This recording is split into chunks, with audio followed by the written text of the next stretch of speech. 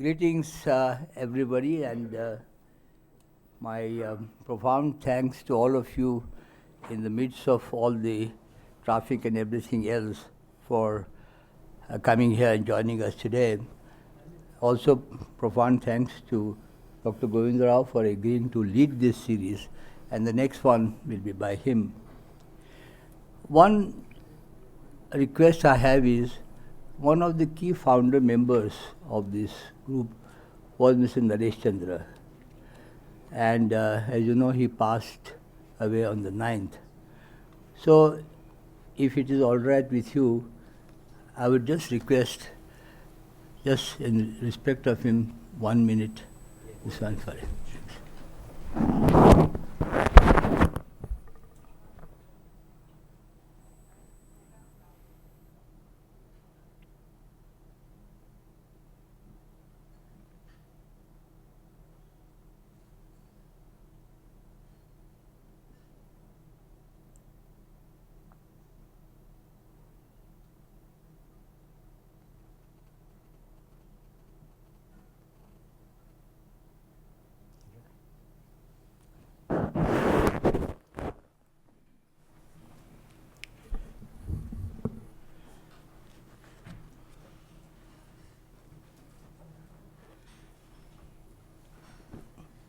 I am profoundly thankful for all of you, and many of you have been participating with the group of us who have been discussing the state of the nation.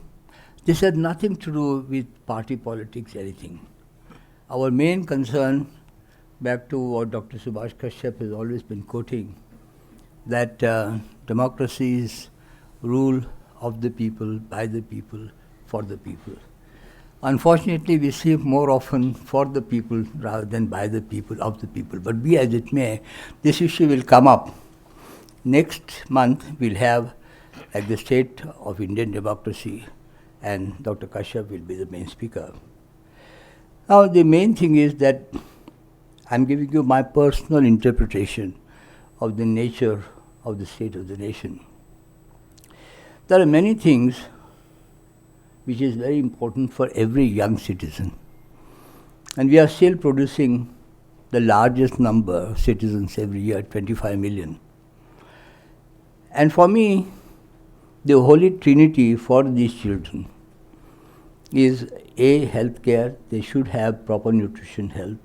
The infant mortality, other things, parts of India is still very high. We'll discuss that at appropriate time, not today. Number 2, education and skill development, which all of us have had to do. And lastly, employment and job. A lot of that will come up today with him and so on. Now, the most interesting data, which I just in my passing quick, this one make is, when I looked at the international global data, which I found that for 2000 years, from 500 BCE is called to 1500 CE, Christian era, India was the world's largest economy, and the percentage at that time was bigger than what US is today. And as you know, the oldest school of medicine in the world was developed here, and a lot of people think Ayurveda. It is not Ayurveda, it is Siddha. Ayurveda also follows the same thing, 2000 BC. Now, these are not my findings, this is the international findings which I am reporting to you, because many of you would be more familiar with all this kind of thing. It is in this larger context that many of us, including the three here, began to feel that we should move from the excessive preoccupation with politics of the nation to the knowledge where we stand and what we need to do to enhance. I was very much in the government of India when the 1965 food crisis came. And it was what they called the ship-to-mouth existence. But what happened by 1971 was most remarkable demonstration by our both the scientists and them, but most importantly the farmers. They changed this one so much. In this context, we will, in all these areas, 5, 6 areas that we are talking about, And if you are not familiar with what all the areas we are going to talk about, I'll just mention to you broadly the kinds of things we are going to have, that apart from the state of democracy, Indian democracy, we'll have state of governance, state of healthcare, and the national professor of medicine, Dr. Velayudhan, has in principle agreed. The state of education, state of ecosystem, and water and so on and so forth, state of agriculture and so on. And I'm very thankful to IIC for agreeing to host this whole series and so on. Now, the various themes that we are talking about are all designed to look at not our generation. I mean, he is the youngest of the three of us, but basically for future generations. And as you know, the number of people below age of 30 is 800 million, and 25 million, as I said, are still added. Now, Dr. Govinda Rao, as you all know, has been a very outstanding economist. I've known him for long years. He and I come from South India, but he comes from Karnataka, I come from Goa, and we go often to Udupi, where the famous Krishna temple is, and so on and so forth. But I met him, of course, more here in Delhi, long years ago, and so on. He's one of the persons I've found so deeply committed to what we are about to discuss and the problems of the people of India. And especially the young, below 30, which I said over 800 million. And since 12 million enter the labor market every year, job market every year, we just have to worry a lot. And these are precisely the kinds of concerns that Dr. Govinda Rao will talk about. So without saying anything more, I will request Dr. Govinda Rao to give his presentation.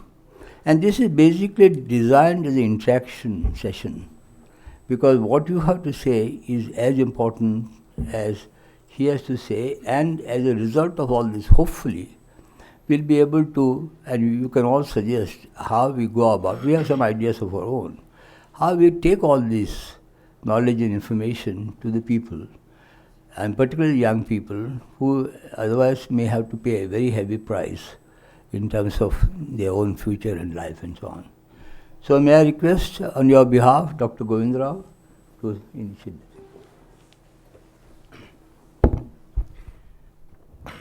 Thank you, Dr. Paipanadikar. Friends, I am grateful to Dr. Paipanadikar and the IIC for inviting me to interact with you this evening. In fact, I must especially thank him because I see a number of colleagues, friends, colleagues in the mentors, colleagues in the profession. So in a sense, I feel very humble because much of what I'm going to be talking is like taking coal to Newcastle. I don't know whether there will be any fresh light thrown in, but certainly, I mean, this will possibly help us to understanding things a little better. So,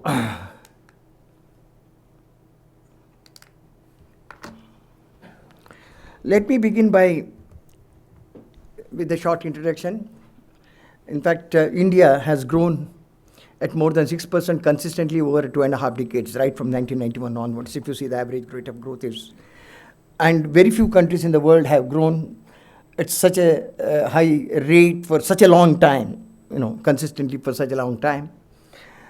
But we have seen that in recent times there has been a deceleration in the growth.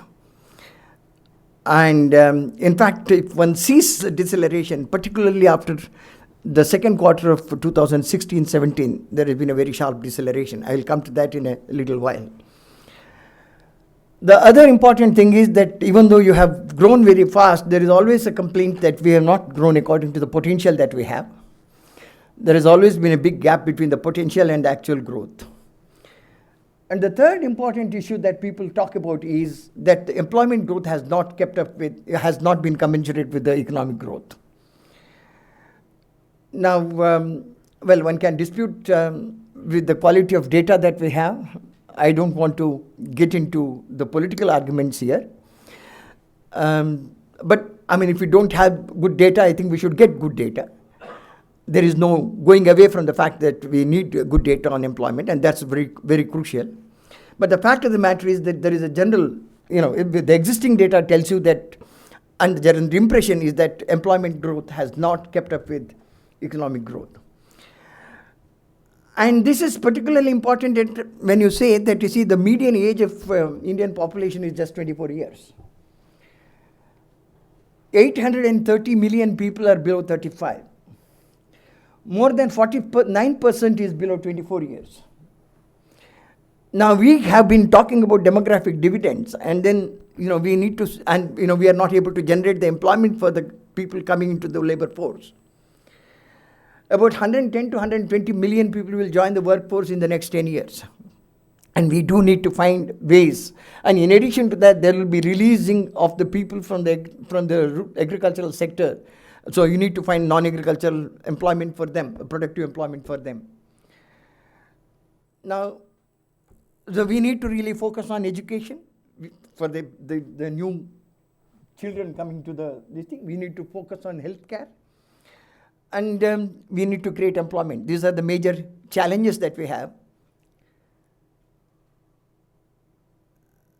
Now, one of the things that we have seen is that much of the growth deceleration in recent times, again, I'm going to elaborate on this, is because of the decline in capital formation. The investments have consistently declined right from 2008-9, in fact 2007-8, investment to GDP ratio. And obviously when the investment declines, I mean, you can't expect that the growth will pick up unless the productivity increases so fast, and there is no evidence that the productivity has been increasing so fast. As I mentioned, employment elasticity of growth is estimated at 0.18 to 0.20, as in, subject to whatever problems the data has. Now, employment elasticity in the manufacturing sector has been actually declining over the years. The investment climate has shown a steady deterioration, as I said, right from 2008-9. The highest gross domestic capital formation was almost 36-37% in 2007-8, and thereafterwards there has been a steady decline, and today it is estimated at something like 27.1%.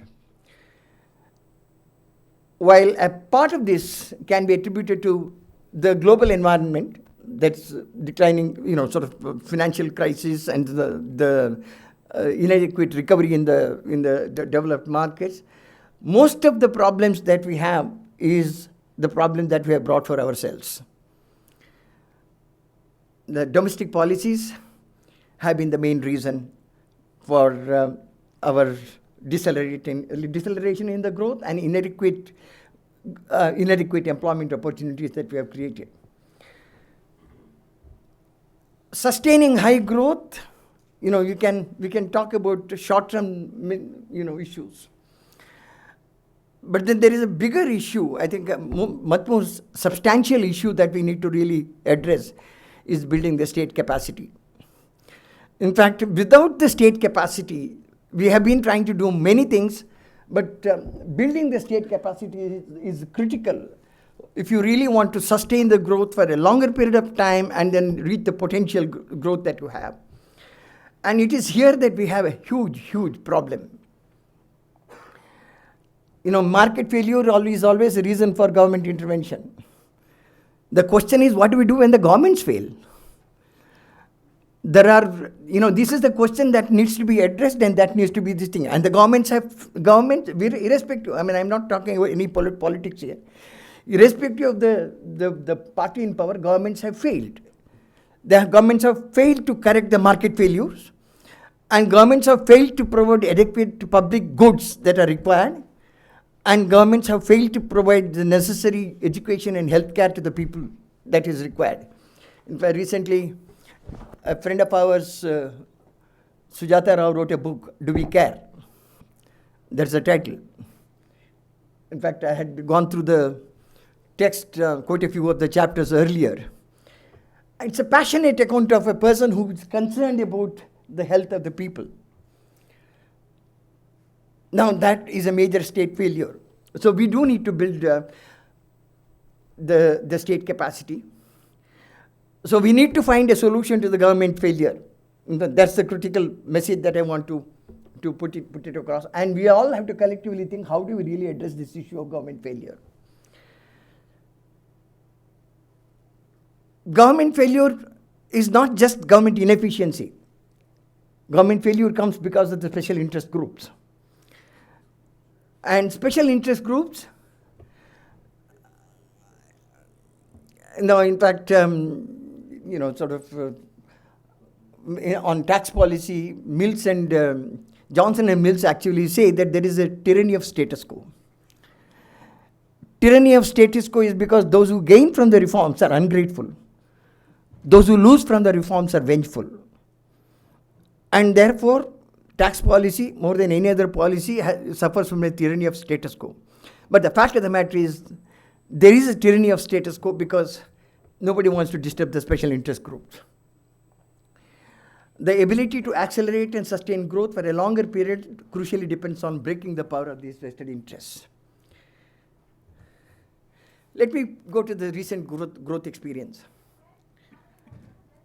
As I said, there has been a deceleration in the growth since the March 16 quarter. GDP growth, in fact, we said, GDP for 2016-17, average growth was 7.1%. We keep eulogizing, saying that, this is the fastest growing economy, etc., etc. Now, as compared to the 8% in the previous year. But the point is, and then, of course, there is always this thing saying that, the demonetization has not done anything, so we have grown at 7.1%. I'll come to that in a little while. Core gross value added, I'm not talking about GDP, I'm talking about the gross value added, because, take out the indirect taxes from the entire system, then what you say, core GDP gross added, value added, decelerated from 8.7% in March 2016 to 3.8% in March 2017. Now, that should sound sufficient alarm bells. Now, if you look at what really happened, as I said, this is not a place where I would talk much about evaluating the demonetization, but I just want to mention that virtually, the point that I'm trying to say is that there has been a deceleration in the growth right from March 16. It is not that the demonetization brought about, there has been this thing. But to say that demonetization has not impacted is not really true, because, virtually all the sectors, except public administration and agriculture, decelerated in the quarter following the demonetization. And if one looks at it a little more carefully, this is how the gross value added, and the other one is the core gross value added. In the core gross value added, I have removed agricultural growth and the public administration. Now, you will see that the second quarter, third quarter, fourth quarter, if you see of 2016, you will see that construction, for example, decline. There is a negative growth of 3.7%. Now you see that public administration increased by 17% as compared to 10.3% in the previous quarter, thanks to pay revisions. So virtually everywhere you will see, of course, there has been an increase in mining. That is also true. But otherwise, manufacturing decelerated from 8.2 to 5.2.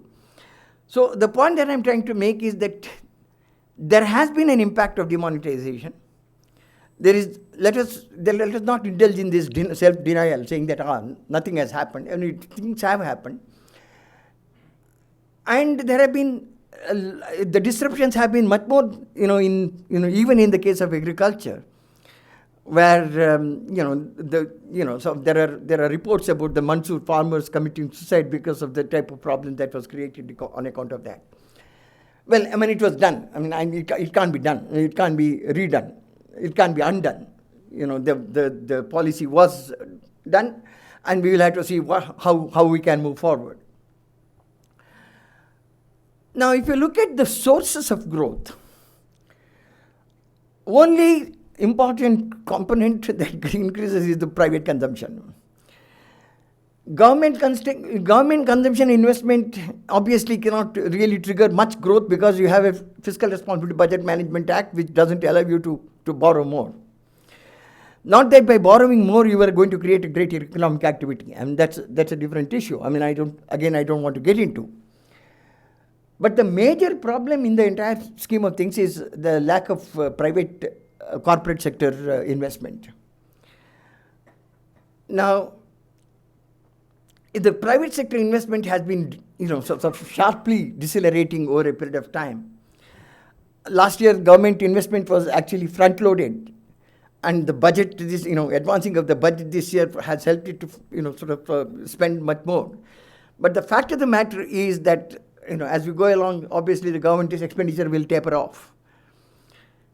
Private investment has steadily declined. In fact, corporate investment by top 1,000 non-financial firms in India as of now was the slowest in 25 years, up just 5.8%. Now, previous low was in 1999 after the dot-com bubble. I mean, now we have a situation where private investment is, in fact, is the lowest in the last 25 years, and that's a worrisome feature. Now, I mean, of course, everybody knows what the reasons for the poor investment climate is. We have been talking about the twin balance sheet crisis. And then obviously the the banks are unwilling to lend.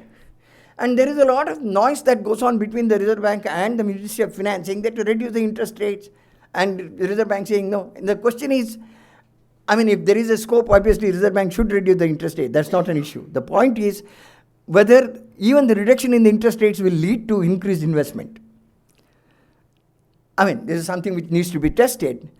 But as of now, will it lead to increased bank lending? Banks are unwilling to lend. They have a huge problem. There is a basic problem in the structure of things. Banks get short-term funds. Their money that they get by way of deposits is for 1 year, 2 years, and maximum 5 years. But then they are asked to lend long-term. They make long-term lending. This thing. I mean, there is a basic mismatch there, and we do need to have specialized long-term financing institutions for industry, which we don't have. And that's something which we have been trying, but it has not really worked out. So there is a mismatch there. And then there are many other situations.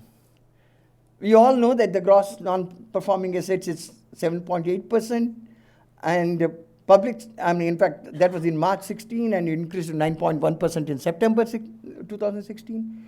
Public sector banks increase was from 10% to 11.8%. And most of the non-performing assets was accounted for by the large borrowers, means those who borrow more than 5 crores.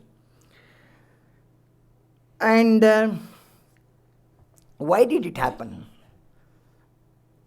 In fact, you see, we keep blaming the banks. The fact that the public sector banks have this, there is a lot of politicization of the financial sector. Let us understand that. There is a lot of political interference in the financial sector. And that is going to continue as long as you have, irrespective of whatever you do, you will have the banks in the public sector. The interesting part is, nobody is asking this question. You have a banking regulator who has a nominee in the board of each of the public sector banks. You have a nominee of the Government of India, Ministry of Finance, in each of the public sector banks. What were they doing when the money was being lent left, right, and center? Where is accountability? I mean, yeah, has anybody pointed out that, you see, what is the role of these, the role of these directors, government nominees, and then the Reserve Bank nominees in the banks?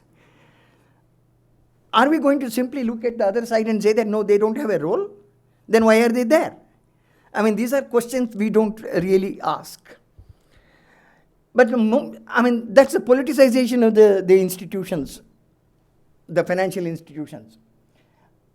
I think, in one sense, if you really have to get rid of the problem, you will have to basically think in terms of, you say that I will consolidate, I will do this or that. Eventually, you will have to possibly think in terms of privatizing some of these banks. It's a radical solution, but possibly we don't have it. And that's not politically feasible. Let me also put it, it's politicians, irrespective of whatever view they come from, they don't want to do anything like privatizing. I mean, in fact, see, one of the ways in which we are talking about the privatizing Air India is because Air India has become insignificant.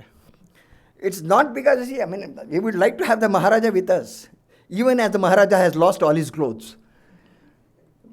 But the issue, therefore, is it has become so insignificant that now, so the general public will not shed tears. Employees will. And employees are powerful. Let us understand that. We have started it. We'll see how long it will this thing. Now, the major reason why the non-performing loans got built up is our own policy flux, as I call it. In 2007-8, until 2007-8, when the economy was booming, there was massive borrowing for various things. Some of the major infrastructure projects, whether it is steel, whether it is power, whether it is highways. And many of these, in fact, in highways, very unrealistic public-private partnership terms. Massive borrowing was done. And we said that we will always be very happy. What happened thereafter? In the case of steel and power, they found huge scams. Coal allocation was completely disbanded. When the government came up, when the Supreme Court said that what do you want to do, and the government said that we will cancel the allocations, those fellows who have made the investment thinking that they are going to have a captive coal, they have all lost. Now they can't do anything now, so they can't produce. So only thing that happened is the non-performing asset, they couldn't repay. So this happened with steel companies. In fact, 12 of the companies which, which the Reserve Bank has chosen for, bankruptcy proceedings, most of them are steel companies. Then you have power companies. Then you have telecom companies, because spectrum, there was a problem with the spectrum. Whether it is a problem with the spectrum or coal, and in the case of highways, you have a land acquisition problem. You have taken the thing, you may have 100 kilometers, highway, where you may have land, you may have only 2 or 3 acres where you don't have this thing, 2 or 3 kilometers, and you can't do anything.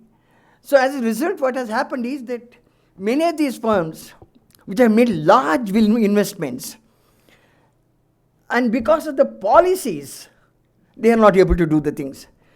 Now, if I say that, look, as I said, there are politicization issues, but then this basically shows the failure of the state, rather than trying to say that, look, of course, Raghuram Rajan did well to say that, let us clear up the mess. Let us see what the non-performing assets are. Let us not put everything under the blanket.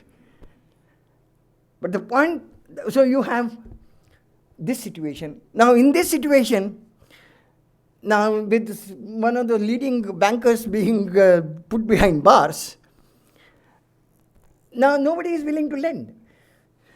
There is always a fear that, tomorrow what will happen. So in the process, what has happened is that, so we have built up the non-performing assets. Now, what is the solution to this? Will insolvency and bankruptcy code solve the problem? Reserve Bank has been given extra powers. In our country, there is nothing like a conflict of interest. owner can be also a participant in the game. Regulator can also, tomorrow if necessary, if the banks have to be run, the regulator will come and run the banks. I mean, is it the responsibility of the Reserve Bank of India to administer this particular issue? This is basically belongs to the government. The banks belong to the government. The government will have to proceed and do it. No, they can't do it, so they simply pass on the thing to the Reserve Bank of India. And the Reserve Bank of India takes it. And then let us see how long it will take. Some of those fellows have already, SR Steel has already gone to the court. And we have judiciary which doesn't bother about anything else. They are so much bothered about cricket and things. But there are much bigger issues in this thing. That is not of concern to them. This is the character of the state that we have. Now, so this constitutes something like 25% of the loans. But are we really dealing with the reasons why the NPAs have come up? Are we simply say that we will correct this and then, again we will go back to the same sort of situation? In fact, most of the problems are like that. Will we see the end of the tunnel? I am hoping that something will happen. Because unless and until you solve that, the credit lending will not take place.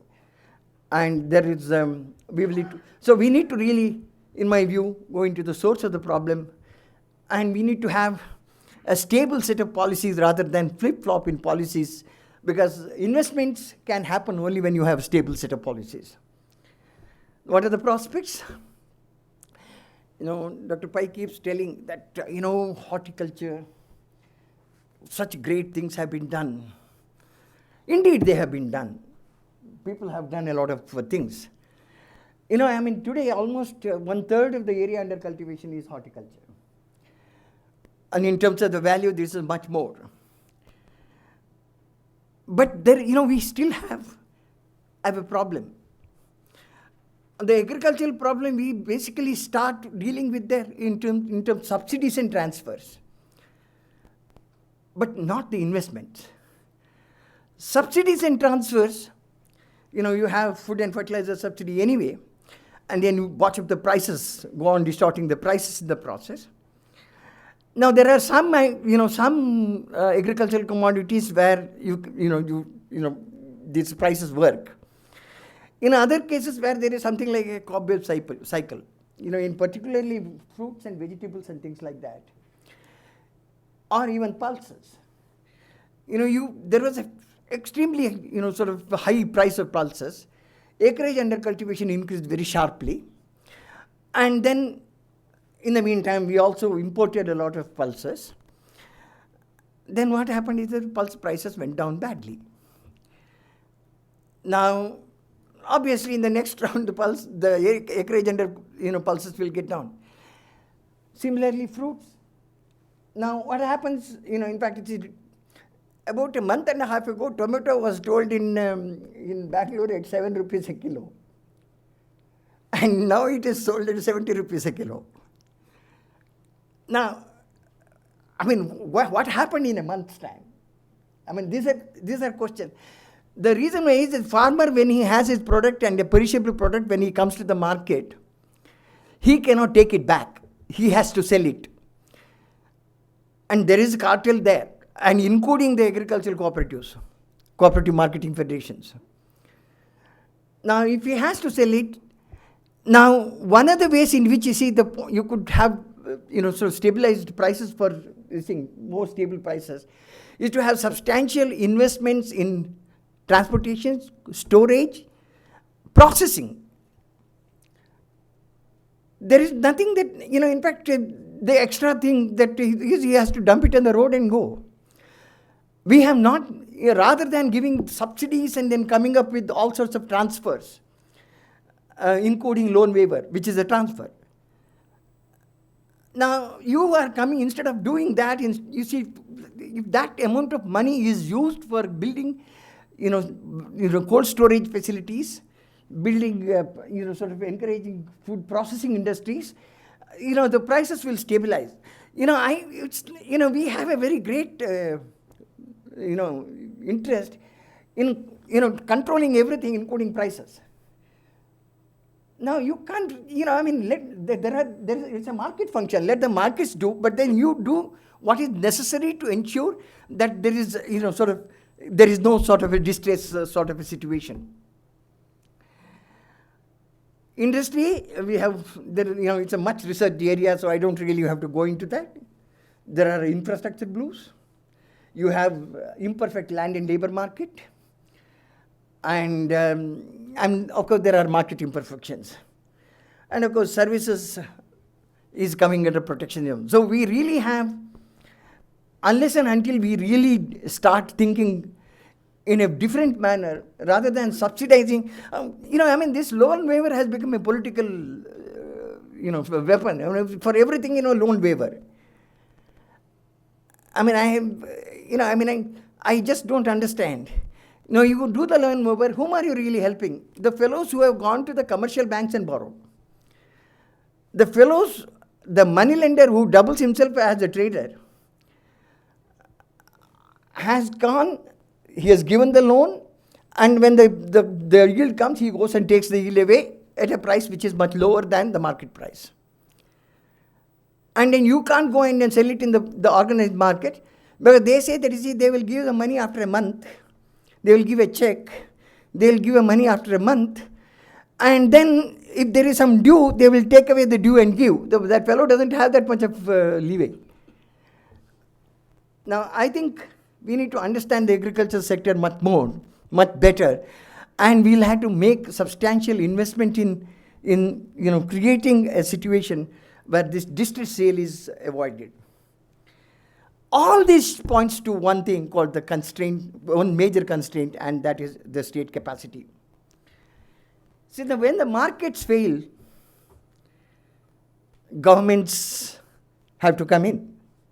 Because the rationale for the government intervention is the market failure, whether it is a public good or externalities or whatever, or information asymmetry, or whatever you want to call it. Now, in a sense, if you see in our country, the growth has happened despite the government. I'm exaggerating a bit, but the point is that, you look at it, agriculture is totally outside your system, and industry continues to suffer from, infrastructure blues. There are serious distortions in both factor and product markets. And then for everything, you have to have a blunt instrument called controlling prices. And obviously, after 91, when the economy was liberalized, the government could not control the service sector because it was physically not possible to control the service sector. Service sector expanded, but not the manufacturing sector. There is a huge problem of ownership and regulation. When in 91 we said that we need to, we need to allow the public sector to grow, we got rid of the license permit Raj. But what happened? There are a whole lot of oligopoly rights. Natural resources in particular, in fact it was, in Karnataka, there was a ruler called Tipu Sultan, who said that all the valuables belong to the state. So, in one decree, everything belonged to the state.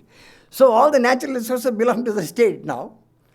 And then state will decide. And when the state decides, how does it decide? You don't have a proper formula for doing that. So, now look at the ownership and regulation. Either there are issues of conflict of interest. There is a regulatory capture. Let us understand that. How many of the regulators really understand the industry that they are regulating? So we don't need to, when I say the building state capacity, I think unless and until the only way you can, so ownership is not a solution to regulation. Now you look at it. We have been talking about environmental things. we come up with slogans, Namami Gange or this or that. Are we really able to regulate?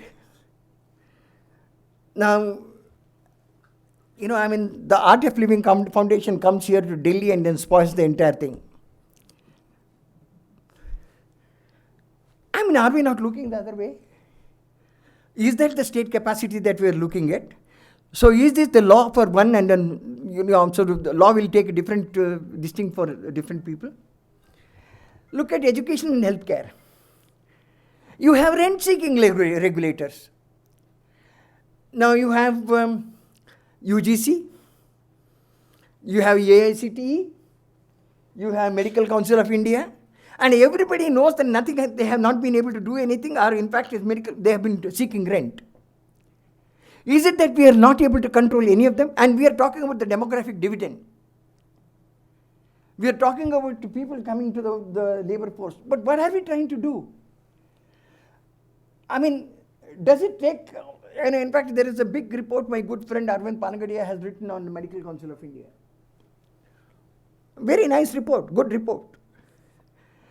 But what prevents the government from implementing something? He said that disband the Medical Council of India. What? The reason is very simple. Somewhere about 200 medical colleges are owned by the members of parliament. And they have got all the benefits from Medical Council of India. Now, how do we really proceed if you have a situation of this kind?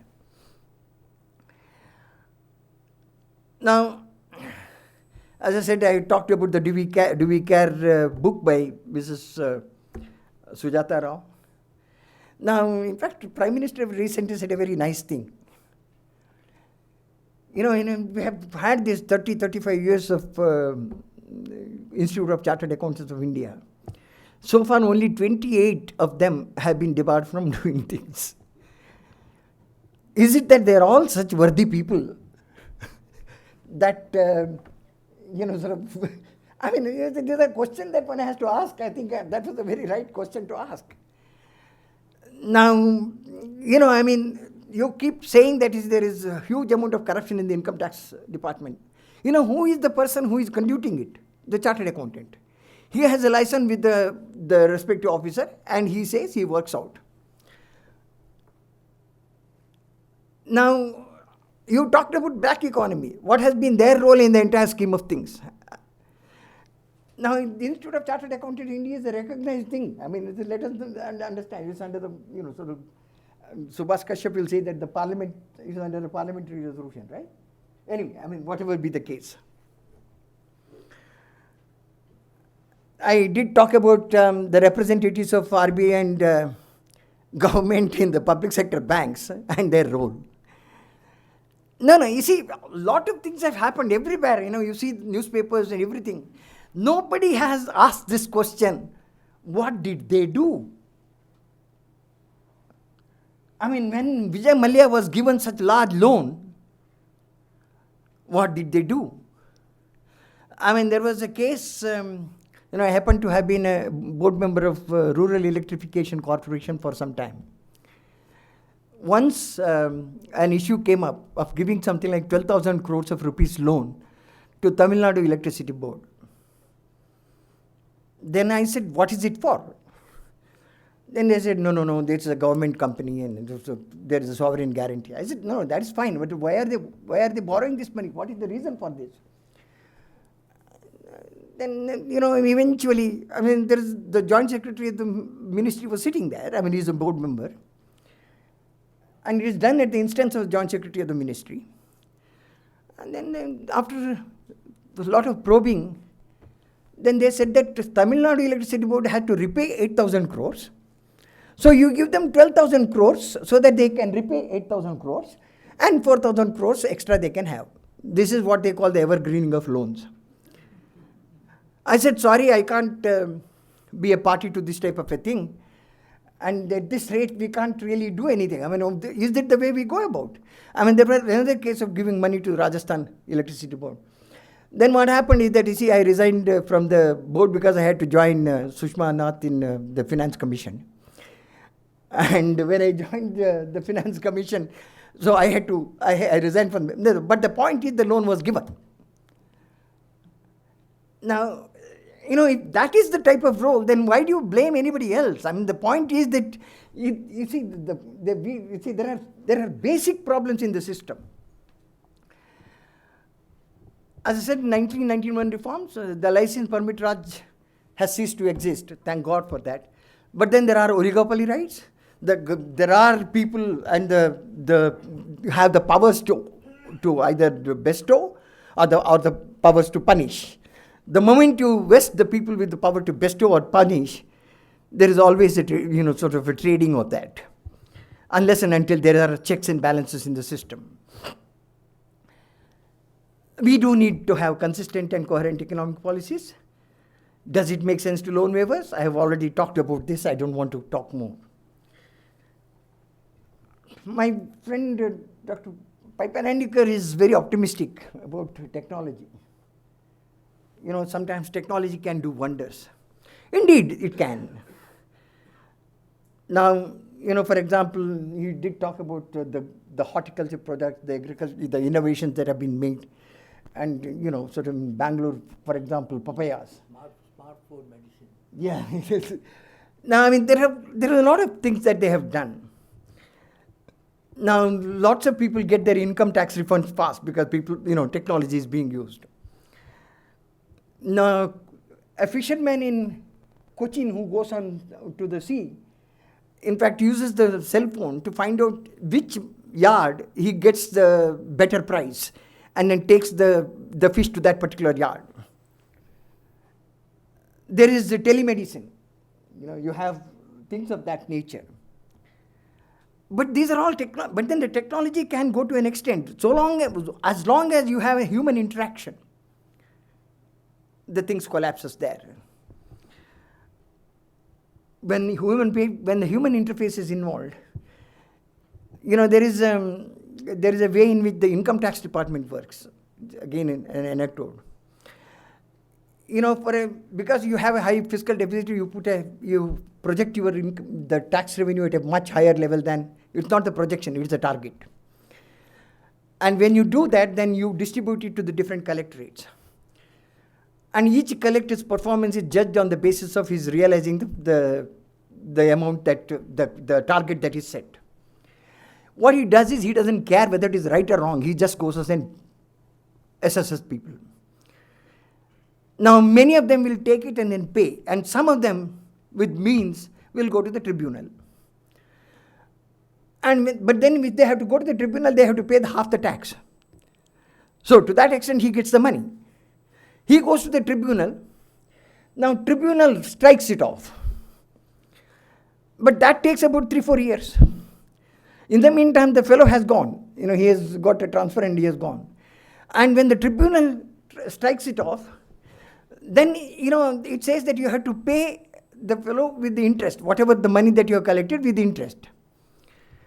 Now, the files go missing. And after a lot of effort, if you stress the files, I am talking about a real case. I am not talking, in fact, that actually has happened in a particular case, therefore I am saying.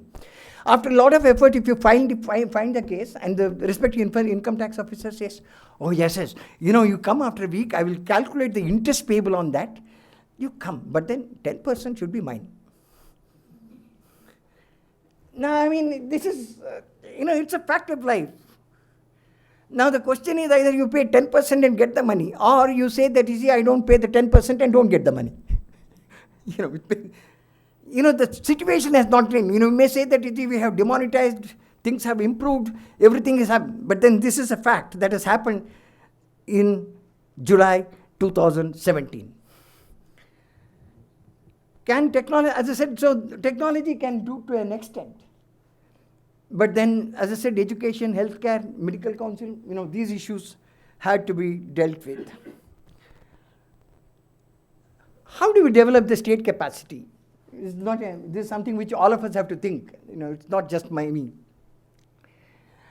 First of all, should we assume that the governments are benevolent, as we have been thinking of everything government should do? Governments need checks and balances. Unless and until you put the checks and balances, Government is not an abstract entity. There are agents within the government who have their own objective functions, whether it is a bureaucrat or a politician. And in fact, there is a fascinating discussion on the role of the state, way back in, I think, 1997, in University of Munich. There was a discussion between James Buchanan and Richard Musgrave, two of the two stalwarts in public finance. And this is it's a week-long symposium where Buchanan would make a presentation on his view of a state, and Musgrave would comment on it. Buchanan was the one who said that state becomes a leviathan. And then the next day, Musgrave would present a thing, and then Buchanan will comment. And then there will be other people who will be basically joining in the symposium. The entire thing has been published in the book. The role of the public choice, public finance and public choice, contrasting views on the role of the state. And it's very fascinating to read that. And those of you who would really have time, and get a glimpse of the development of two different minds, because much of it depends upon the way their own upbringing in the system. But anyway, Buchanan would never like to have, when Buchanan at some point of saying that, when Musgrave said that, there is something called public goods and merit goods. He said, I don't understand this merit good at all. You can make everything a merit good. I don't understand. Public good, basic public good, yes, but not anymore. Anyway, can we bring the incentives and accountability to the entire governance system? Is it possible to bring in? Do we have incentives and accountability? I'm starting from the regulators. We do need to. How do you really deal with the interest group capture and rent seeking? We need to make things much more transparent. The solution is not less reforms. The solution is more reforms to make the system much more transparent, getting rid of the government authority on many of the public enterprises, which it doesn't have a business to do. Government runs apart from the hotels, and obviously you have a behemoth called Air India. There is an agency called Bamal and Rory. Now, if you want to, if you want to go and buy a ticket online, you can't do it. You have to go to Bamal and Rory in the government. And the existence of Bamal and Rory is the money that gets from the government. Why do you want to have a travel agency run by the government? In fact, in the 14th Finance Commission, we did make, there is a chapter on strategic disinvestment. And we did mention that, depending upon the priority, you need to really disinvest. And some of them, where there is no priority, should go. But that's another interesting thing. This is something which we did not discuss in the commission, but let me bet you. The basic terms of reference in the Finance Commission, in Article 280, is that tax devolution, grants in aid, and measures to augment the consolidated fund of the states to supplement the resources of local governments, and then any other matter. Now that becomes a very handy thing. Anything that the government cannot do, it puts it to the Finance Commission. And Finance Commission puts a lot of effort in writing the reports. We go through every time. In fact, Sushma and I have read again and again and go through the thing. And we put it, and nothing happens. Nobody reads that part. In fact, you see, there is an interesting chapter there in the Finance Commission's report. My friend Pinaki is here. He has done a lot of work on that. On basically having a fiscal council to monitor the government. This is one of those ways in which the state capacity built. Because you see, you have a Fiscal Responsibility and Budget Management Act, and the targets are never, sort of fulfilled. So we needed an independent fiscal council.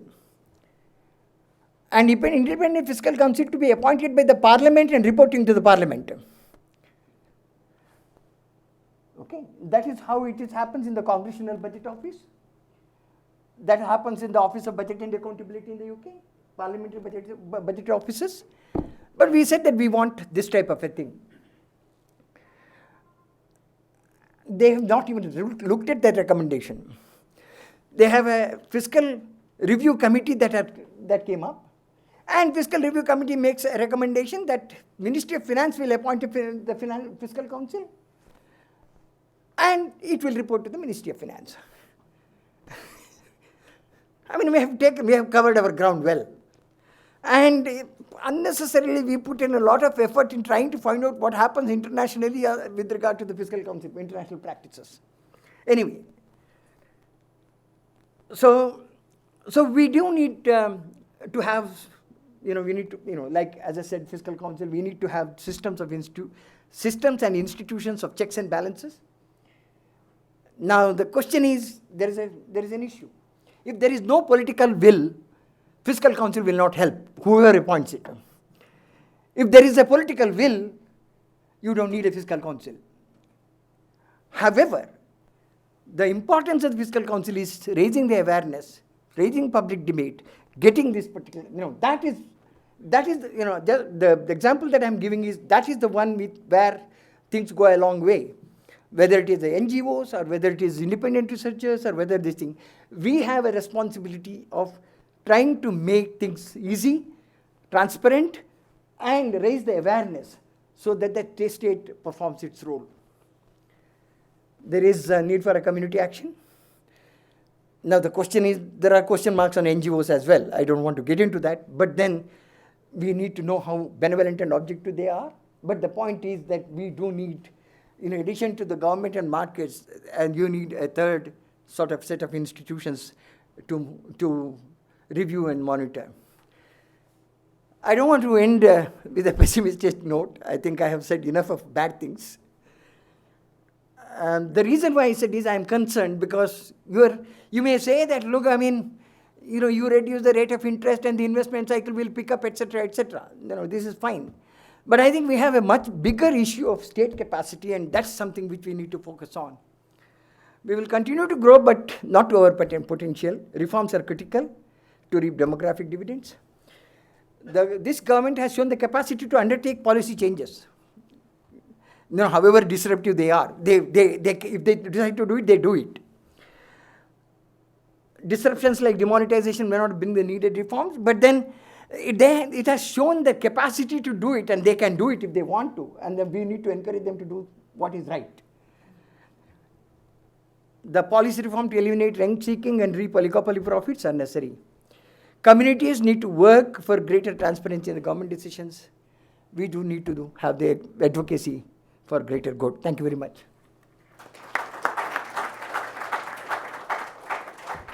We have about 15-20 minutes for interaction, particularly in terms of your thoughts, because as I said at the beginning, the whole idea of this series is not something, a lecture by Dr. Govinda alone.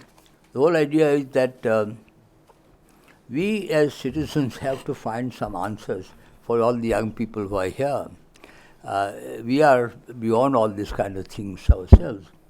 But main thing is, when you and many of us sometimes feel very pessimistic about the disconnect between the people and the government and so on and so forth.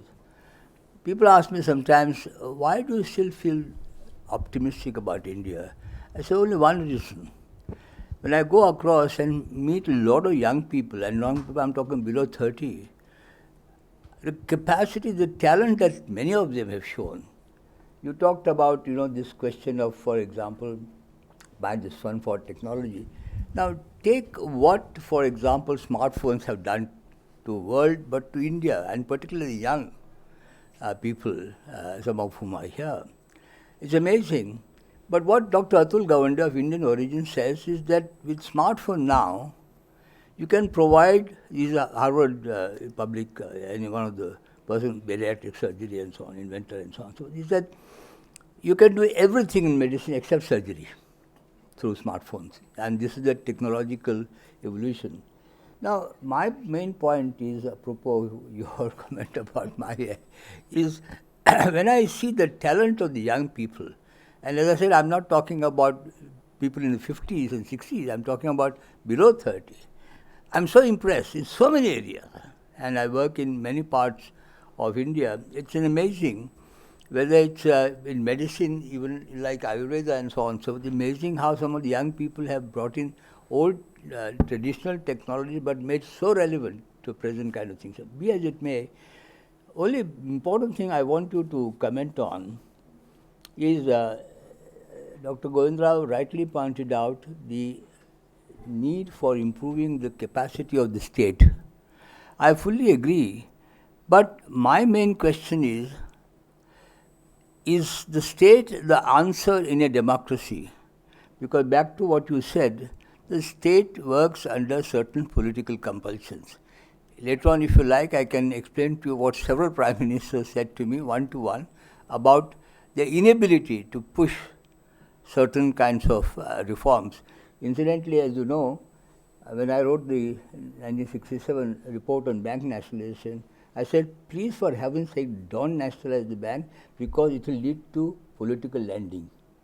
And that's exactly what happened on a scale where there's a 10 lakh crore right now NPAs and so on and so forth. Now the main thing is how to, this is where we want your inputs, and so that we can, in this next phase, and all of you young people who are here, you should apply your mind as to how the capacity of the citizens, because ultimately democracy is all about we the people of India. And therefore, how to increase this and how to reduce the negative role like the MCI and so on. So you're absolutely right.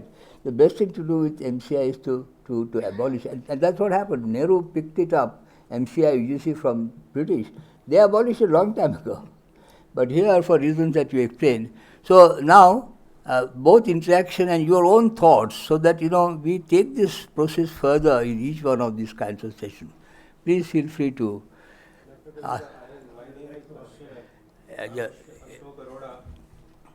I'll come to you. By profession, I'm a lawyer, but I'm a motivational speaker. And I feel that we cannot build nation unless we build national character. My question to you is, you resigned and 12,000 crore was still sanctioned. Could it be sanctioned if all were Govinda Rao in that? That is the problem. So can we build nation without nation? Govinda Raos don't borrow money anyway. No. That is what I'm saying. If all of you were of your character, the government would not have lost that money. No?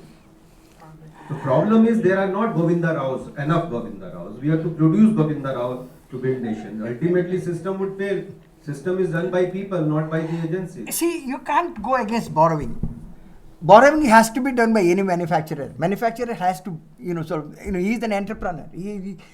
Govinda Rao is not an entrepreneur. So he is a man, he has to do it. But the point is, you have to create a system where there is, monitoring accountability. Yes. Okay, and you have to give the loans on the basis of proper evaluation of things, not on the basis of any other this thing. So, given a choice, everybody would like to take more money. We all, I don't think there is any saint here. But the point is, we need to create sufficient checks and balances in the system to prevent that. Good people, we need to create good people like you. I think, Ashok, you're right. But there is nothing like a good people and bad people. It's a question of incentive and then one of the just quick point is that, apart from this, why are you giving the government this kind of role? This is not part of the democratic, this is somehow Nehru's permit license Raj and others continue. So we got to go back to the structural issues which might be done when he comes with democracy. At the rear there was one question. I'll come back. No, My name is S.R. Wadhwa. I have been in the income tax department as well as the department of banking. Now, as regard to refunds, the difficulty of refunds, the reason is solely the government of India for unrealistic budget. Now, you as an economist will know that the growth depends upon the expected growth of real income and monetary. Supposing 7% is taken as the growth and 4 or 5% is the inflation, then the budget should be, on a round figure, about 12% more than the last year. This year, the budget is 18% more than last year.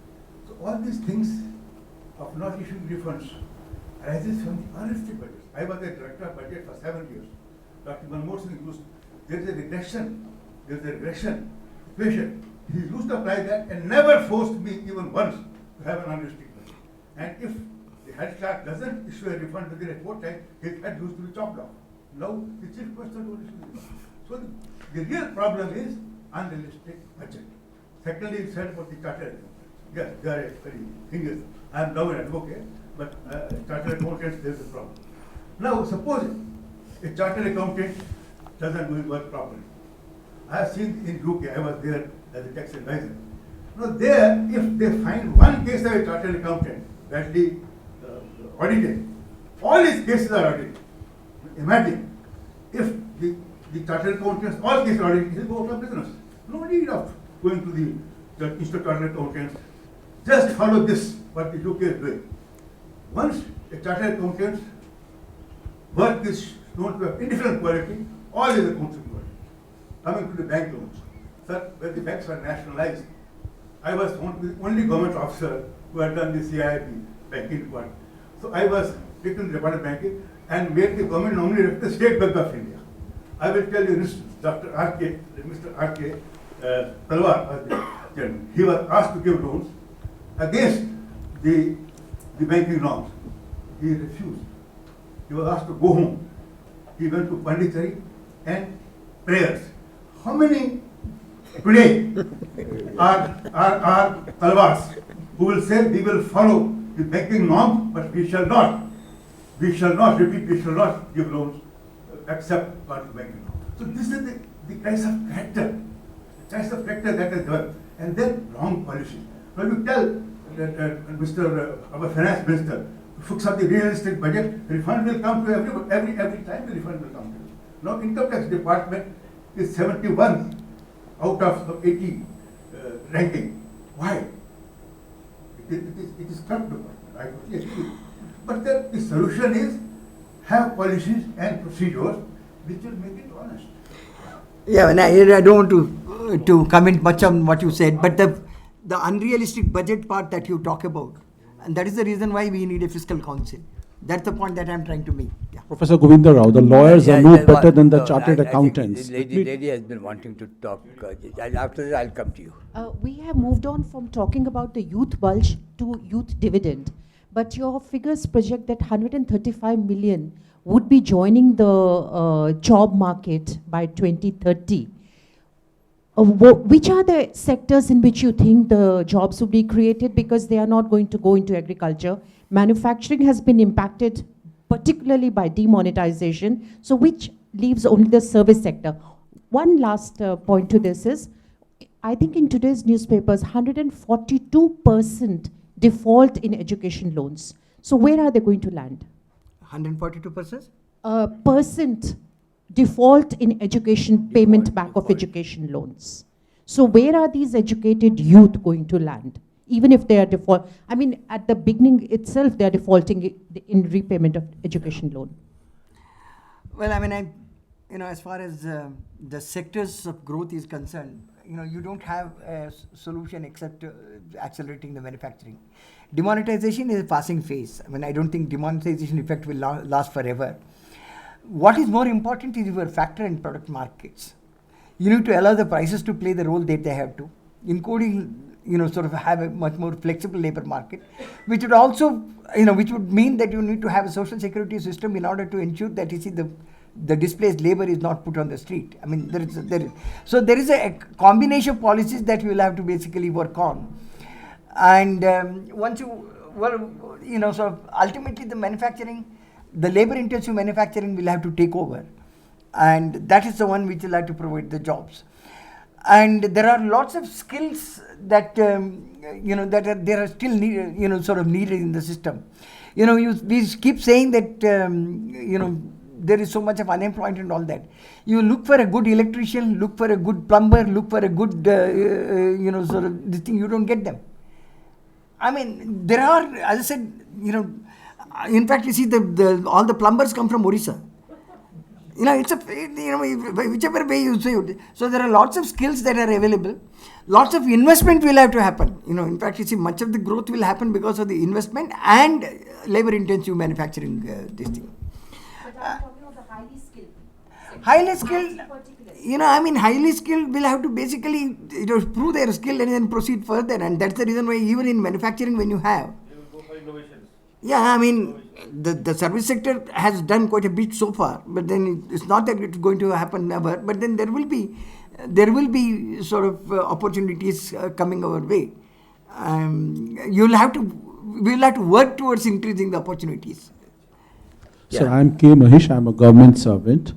You talked about the chartered accountants. In fact, if you look at the professional bodies, in fact, the lawyers are no better. They are worse than the chartered accountants. I know. Now, That's only the example. well. Now the problem is, if you look at the manner in which we have drafted these councils, the medical council, the dental council, the bar council of India, which is the disciplinary body. The disciplinary body consists of members who are elected. That's very unfortunate. No, So no, if but- there is, so but suppose, let me complete, sir. interest group capture starts Absolutely. with, starts with the This is drafting what of is the laws. happening with the Bar Council of India. So the elected members who constitute the members of the disciplinary body, can he take action if I have support of 100 doctors or 100 lawyers?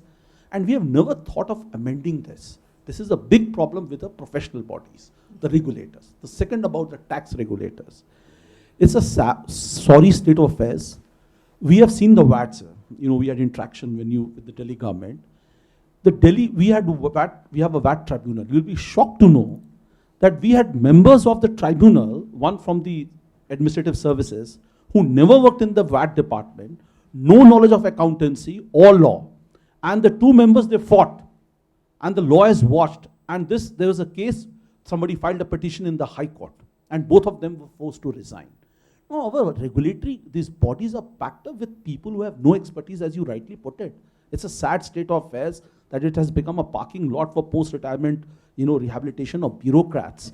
And which is happening again and again. The cabinet secretary knows, but yet nobody takes a decision. Now, my question is, you talked about the economic failure and the market failure.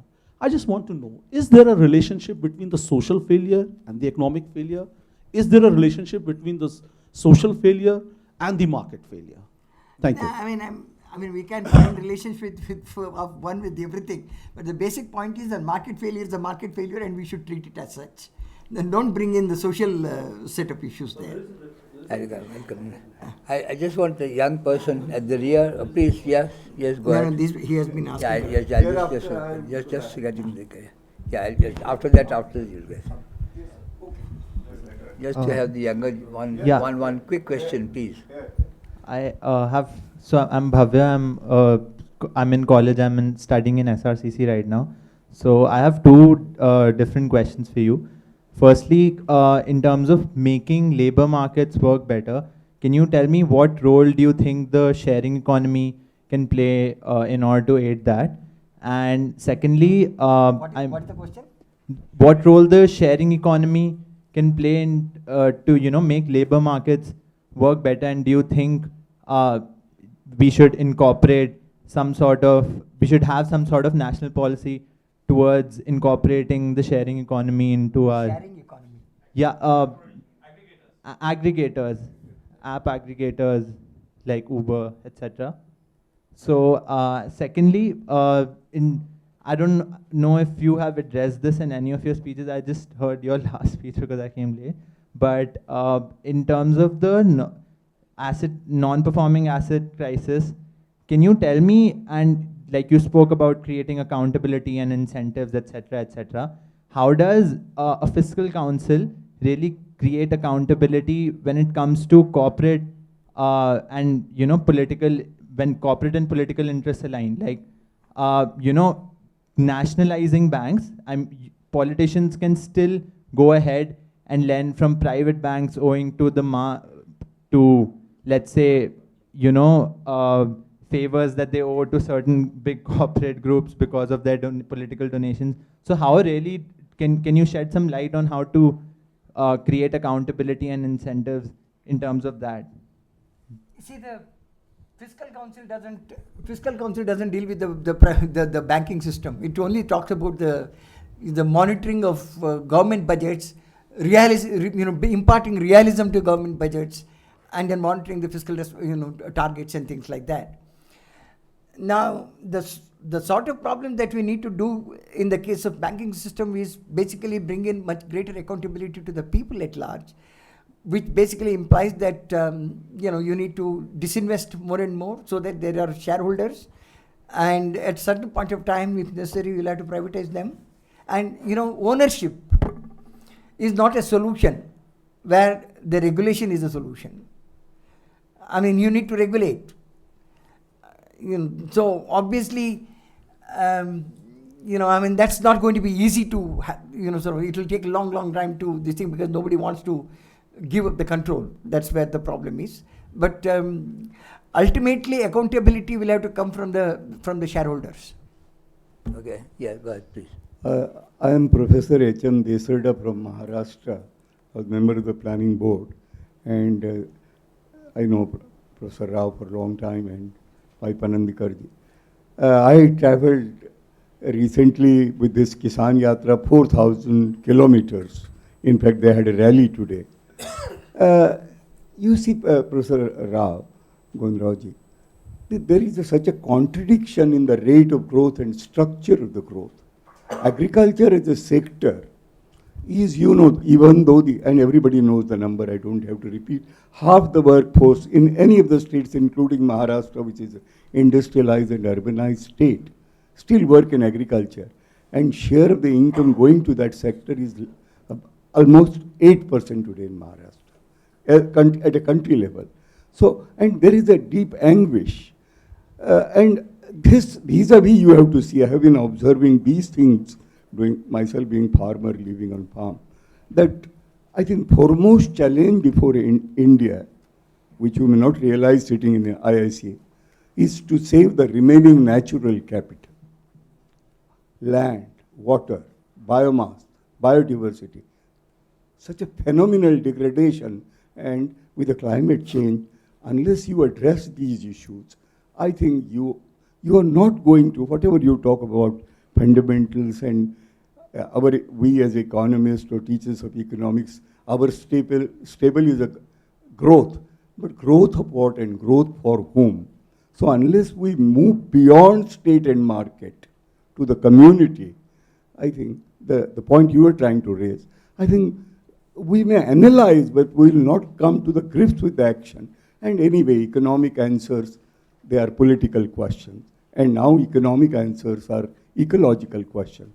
Are we prepared to face them as a profession, as a civil society, and as a erudite people? I just mentioned to you that we have one of the series specific session on this. We'll inform you because we won't have time to go into the details of the ecosystem. I just want to say that much of it is a regulatory failure. Whether it is the exploitation of the natural resources, an uncontrolled exploitation of natural resources, including underground water, that's it, that's a responsibility of the state to regulate it. They don't. They don't provide water supply. They are supposed to give that. They don't provide the water supply, and there is a completely uncontrolled exploitation. No. Yeah. The point is that markets need to be regulated, and that regulatory capacity you don't have. That's the point that I'm trying to make. Yeah, Doctor, please, yeah. Dr. Rao, the lady expressed her concern about the youth employment problem. The way recently government has come out with a observation, because they could not make a employment generation, job creation of the way previous government was a jobless growth. This presently, Amit Shah has come out with a very excellent solution for this. They say, through our Jan Dhan Yojana, we have given 7.5 crore loans. So this way, have created jobs for 7.5 crores people. The next 2 years also, they are going to create like this a job. Do you think it's a way out for this problem? I don't want to make any political discussion on the issue, and the issue is, I only hope that they'll succeed in what they want to do in terms of alleviating the sufferings of the poor and the farmers. I don't want to make any comment on it. Okay, one last question. Good evening, Dr. Rao. I am Sopan Dev and I am a civil services aspirant. I have two questions pertaining to the investment climate. The first one is related to private investment, and we all know that the credit portfolio of private borrowers has been largely sourced from loans. So loans from banks, that is. What is stopping India from developing a successful corporate bond market? And what are the challenges that India faces with respect to developing that market in India? The second question is, while private investment is locked in the economy and it cannot be either expanded or revived, is there a merit in perhaps decreasing the intensity of fiscal austerity for a while so that public expenditure can be put into investment, which is very critically needed at this point in time? Probably abandoning austerity for a few years, 5 years, 10 years, cognizable target, and reviving public investment into the market, probably. You have touched the thing in the right manner when you talked about the corporate bond market, because I think, I partially talked about the mismatch between the short-term, sort of this thing and the long-term lending. That's right. And therefore you need to have, sort of proper investment banks in the system, and corporate bond market is a major source for financing investments. It should be the major source, and it has to be developed, and we do need to put in an effort at that. If the banks continue to lend, then corporate bond market may not develop. That's basically one of the issue. And but what are the challenges that a flourishing corporate bond market structurally faces in India? Why is it not there? The problem with our system is everything is public sector. The entire financial sector is controlled by the public sector. Whether it is the LIC or superannuation funds, or basically you need to. There have been a lot of effort at trying to develop it, but then they are not. Much more effort will have to be done. Ultimately, money has to come from somewhere. And we may have to open it up to the rest of the world. So that's. What is the other question you had? My other question was that is there any merit in abandoning fiscal austerity constraints? No. There is no merit in abandoning anything. Let me put it this way. No, if you are saying whether the size of the government is very large in this country, I will say no. But the only thing is that the government is spending in wrong areas. So we do need more on health care, because only 1.4% of GDP is spent on health. Right. We do need more money on education, because that is where the future generation will have to come in. And then you are not able to do it. In fact, your expenditure to GDP ratio has been constant around 26-27% over a period of time. Union plus states taken together. Okay, now the point is, how do you finance it? If you want to finance it, you have to raise your taxes. The tax GDP ratio in this country is 16.5 to 17%. My estimates that I have done for the Niti Aayog tells that for a country with this level of development, you should have, on an average behavior, if you see, it should have about 19 to 19.5%. Even if you increase it by 2 percentage points, to that extent, there is and then of course, you need to switch from your subsidy transfer regime to the capital investment regime. There are lots of things that, I can't go on giving a public finance lecture here, but it's not the fiscal austerity that is important. It is proper raising of the revenues. And of course, you can't go on and have, say, financing expenditure through deficits.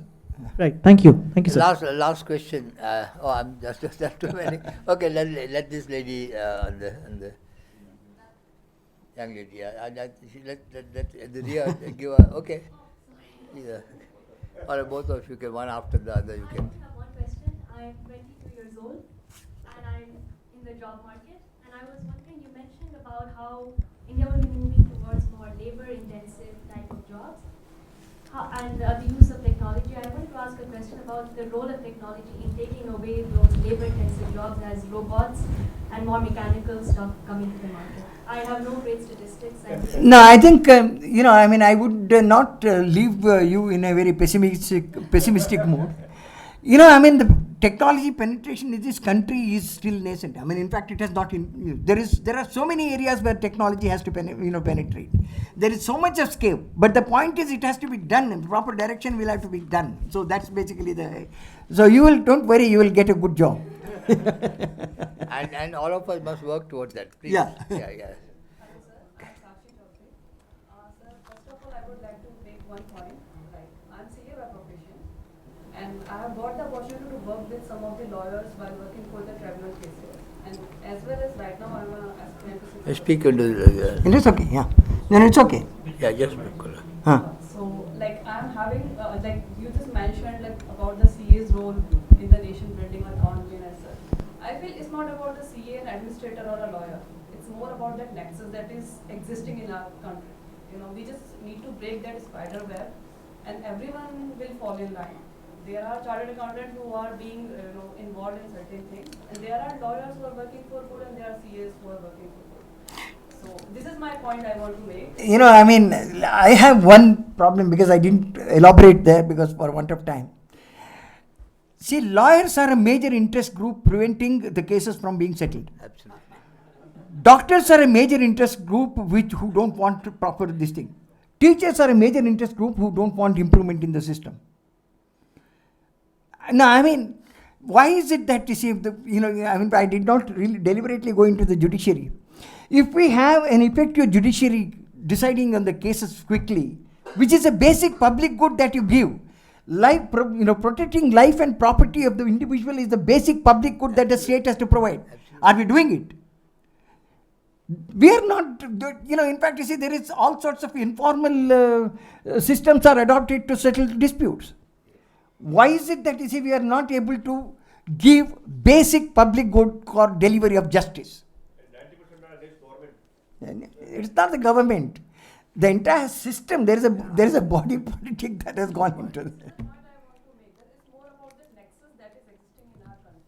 Second thing I want to ask is, like, whenever we talk about reform, we can say that every 5 years or 10 years there is one or the another committee that comes in that comes with a new idea. Why we do not think of, just reforming the existing system within? Look, he has said that earlier also. You need to the have people inside do not want what you are talking about. We are basically doing it piecemeal. We are doing ad hoc. There is no comprehensive view on a thing. You are going, when you do the you don't do the judiciary thing, we don't do the lawyers thing. I mean, in fact, there is no coherent. I want to give you a very specific answer. This is off the record, but nonetheless, because I asked this question, what you are talking about, to Prime Minister Narasimha Rao, right? And one-to-one, naturally, and so on and so forth. And he said, at Tirupati, I was told by the Congress party, no more reforms, what you are talking about. This is after 1991. This is what, it's after 1991. And this is 94. He said, Tirupati, the AIC said, no more reforms. So you know what the reasons are and so on and so forth. So please understand where the problems are. Then I told you that, you see, those who gain from the reforms are ungrateful. Those who lose from the reforms are vengeful. And those who lose from the reforms are very, very strong people. So I think we are already slightly. Thank you very much. It's Thanks a lot to Dr. Govinda Rao for this brilliant session. Thanks, and we'll continue this.